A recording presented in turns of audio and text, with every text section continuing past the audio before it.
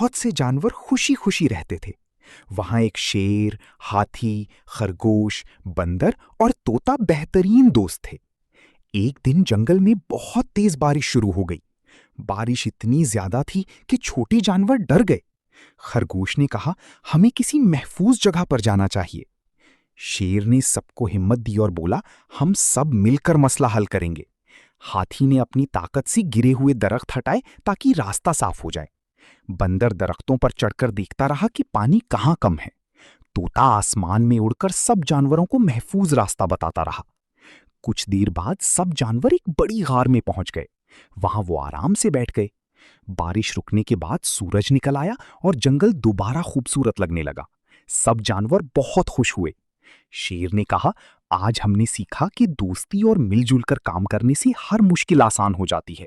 سب جانور مسکرانے لگی اور خوشی خوشی اپنے گھروں کو واپس چلے گئے۔ اس دن کے بعد جنگل کے تمام جانور ہمیشہ ایک دوسرے کی مدد کرنے لگے اور محبت سے رہنے لگی۔